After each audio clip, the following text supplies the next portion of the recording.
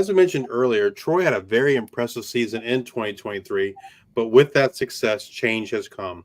They lose their head coach and virtually all of their coaching staff to Tulane. This offseason, they hired Gerard Parker, who was previously the offensive coordinator at Notre Dame.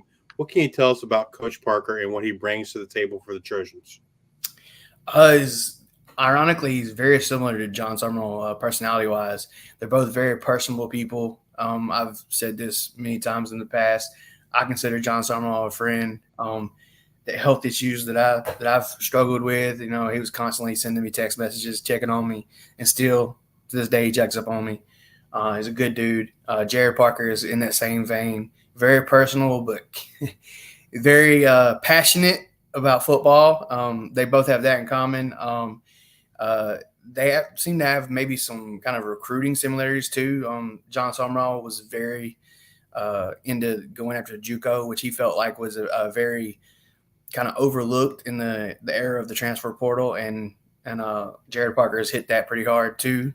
So I think there's a lot of similarities there that I think Troy fans are going to really appreciate. Well, as it often happens when you lose a head coach and bring in a new head coach, it means new assistants and new coordinators. Troy's no different in that regard. Coach Parker brings in a familiar face in Sean Reagan to serve as the offensive coordinator. He comes over from West Virginia, where he spent the last 5 years.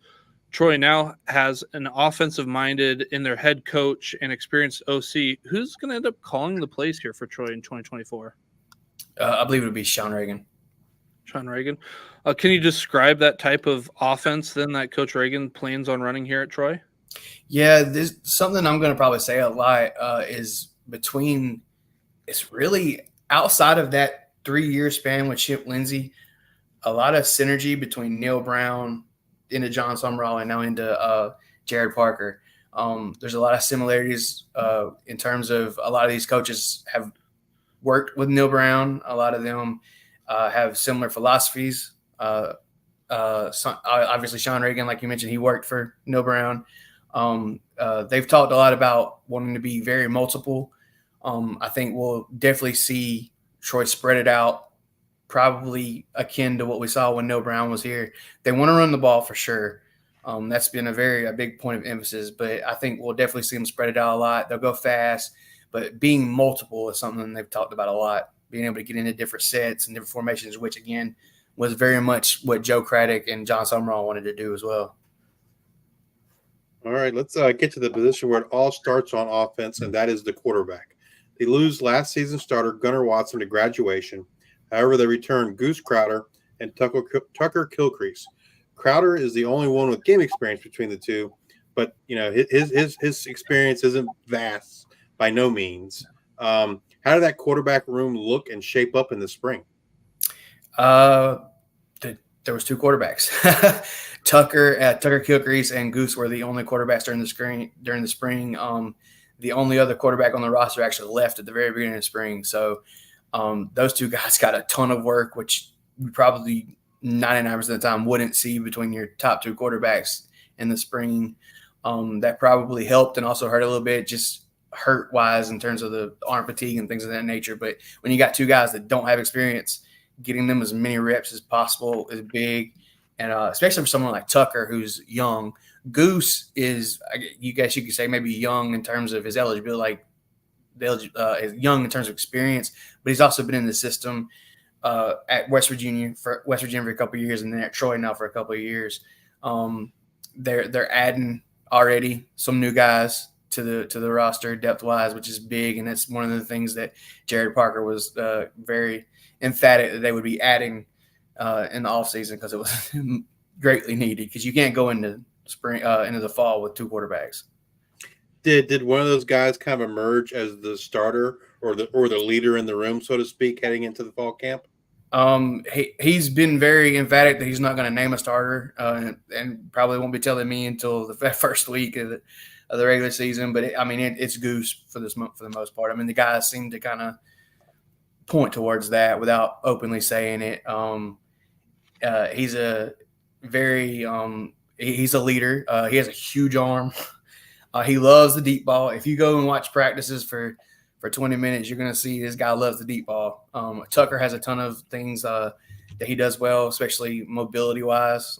He's a very mobile guy, but I think Goose is definitely the guy in the lead for it. One of the guys I mentioned that is coming in is Caleb McCreary. He's a Montgomery kid who's also very mobile. It'll be interesting to see what he adds as a true freshman. And then Matthew Caldwell is I think he's 6'5", maybe 215. They got from Gardner Webb, who's going to bring some more depth. And he also has a little bit more experience than those other guys at a lower level, obviously. But I believe he started 8 games in the last 2 years or something like that. He had some injuries, but he's depth-wise, he'll be big for this team. Moving on to the running game, which lost the Sun Belt Offensive Player of the Year and 6th-round draft selection in Kamani Vidal.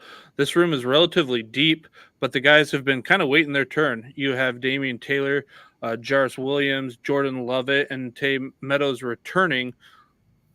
They also bring in Gerald Green from ECU. How did this running back room look in the spring? Yeah, you don't lose the type of production that Kamani gave you, and it'd be an easy thing to replace. Not just last year. Kamani's been the guy for 3 or 4 years. But like you said, they do have some guys that do have some experience. Damian Taylor, I think he rushed for almost 400 yards last year, even with Kamani putting up the numbers that he put up. I think he's kind of the lead dog in a sense, but they were very open that this is going to be a running back by committee. But him, Jarvis Williams, Jared Green all had good springs. I'm really looking forward to seeing a guy, Keon Dunlap, who's an enterprise freshman from right up the street. When I was with the Southeast Sun, I got to cover him from the time he was like in 8th grade. He's a big kid, 6'3", 215. It'll be really fun to see him run the ball at Troy. So I'm looking forward to seeing him too. When you say a running back by committee, do you think it's going to be like 2 guys, 3 guys? What are we looking at, 50-50, 60-40? What are your thoughts there? I'm thinking we'll see at least 3 guys getting a ton of carries. Okay. So week 1 versus Nevada, who do you think gets that first carry of the game? Damian Taylor. I think he'll be the guy. All right. And then, Josh, Troy's vying for a playoff spot. You're inside the 10-yard line. You got 4 rushes. Who are you giving the goal line carries to? Oh, man. I have a very, very small sample size of seeing these guys. But so are you saying Troy's not going to the playoffs then? Is that what you're saying? I didn't say that. Okay. I would say Damian Taylor. Damian Taylor. All right. Awesome. Troy also takes a hit in the wide receiver room. They bring back Devontae Ross, and they also got a recent transfer from Cal, Marquez Dortch. I think that happened like May 15th. But they lose their leading receiver, Jabri Barber, over to Texas A&M. Deshaun Stoudemire graduated. And then they have another returning player who is currently battling some health challenges in Chris Lewis. Chris Lewis was recently diagnosed with osteosarcoma, which is cancer. What can you tell us about Chris Lewis and his battle? Man, that's a good guy right there. I had my own things with cancer, and he was constantly sending me, and this is a personal thing, he was constantly sending me DMs and stuff, keep your head up, things like that. When he had been diagnosed and no one knew about it. So this dude is, 19, 20-year-old kid's got battling cancer, and he's checking on me. That's beyond cool.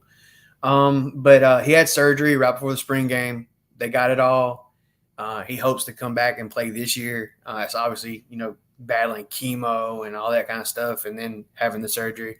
That's a tall order. But, if they get him back, that's massive, because losing Jabri is huge.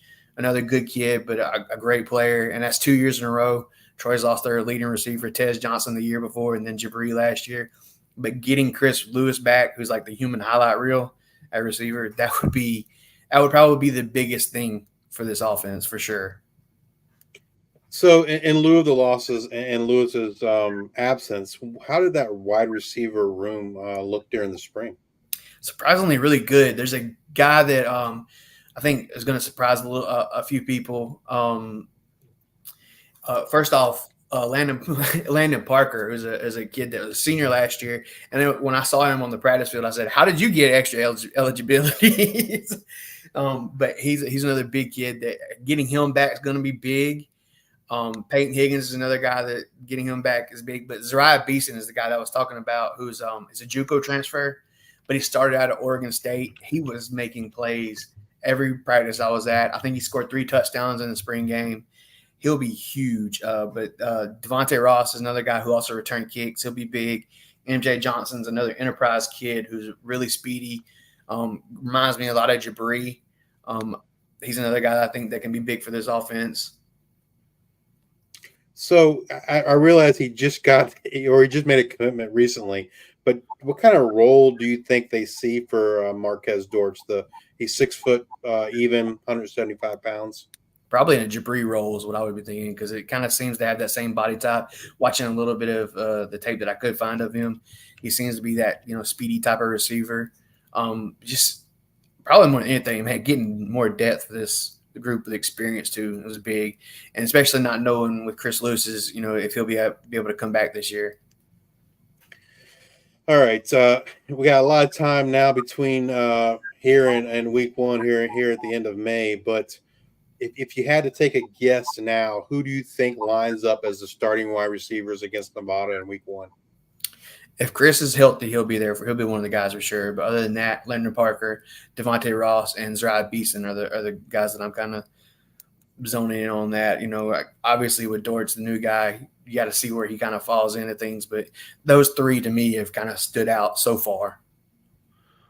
Moving over to the tight ends, can you describe for us how you expect the tight ends to be utilized in this Reagan offense? Yeah, that was something that Neil Brown liked when he was in Troy, having that big receiver that can make a big tight end that can make plays. I think Ethan Connor is kind of the prototypical tight end in that offense. He's athletic freak.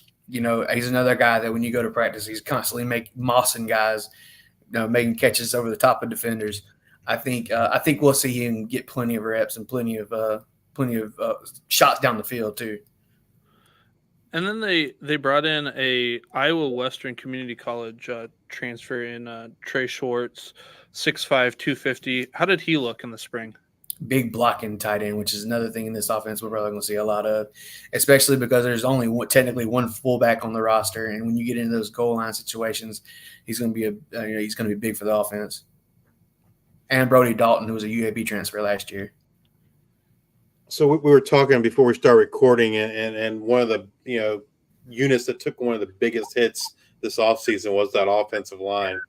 They lose left tackle Derek Graham to Texas A&M, left guard Blake Austin to the transfer portal. Grant Betts, the right tackle, graduated. They only returned about a third of that room from 2023. You do have right guard Daniel King and center Eli Russ returning. How did the coaching staff kind of address these losses in the offensive line this offseason? Several JUCO guys. That was a big thing. That's been a kind of a factor in really all levels of the team, and going after JUCO guys who they think can contribute right away. Those guys like Derek Graham, you losing an all-conference player is huge. But I think as much as anything, the amount of guys that left that were depth guys hurts even more, because you're going to, especially in the offensive line in the trenches, you're going to have guys that are banged up. You're going to need there's going to be more than 5 guys that have to play at some point. So that was really big. Getting Eli Russ back at probably your biggest position on offensive center is huge. He's a great player. He's a leader of that group.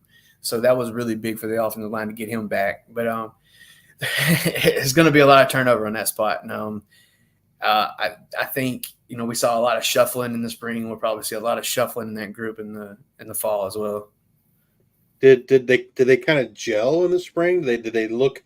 Are you really worried about them, or do you think that they showed signs of progress? I guess in the spring they showed signs of progress, especially by the time we got to the spring game. But that would be my biggest question mark, probably on the whole team, even with all the losses on defense. The offensive line is just so important, and it's something that gets overlooked sometimes because of obviously all the flashy players on offense. But that offensive line, you have to have a great offensive line to do what they want to do. Do what anybody wants to do, whether you're throw it around 40 times a game or you want to run the ball. You got to have an offensive line that can either block for your backs or you can keep your quarterback upright. So that's the biggest thing going into the fall for me. All right, if you have to pick an offensive player to have a breakout type season in 2024, who would that be? Zariah Beeson is actually, I mentioned him a couple of times. I'm really looking forward to see what he can do in the fall, and I think he's going to have a big year. 1, 2, 3, 4. Here's to the school we love. We're coming for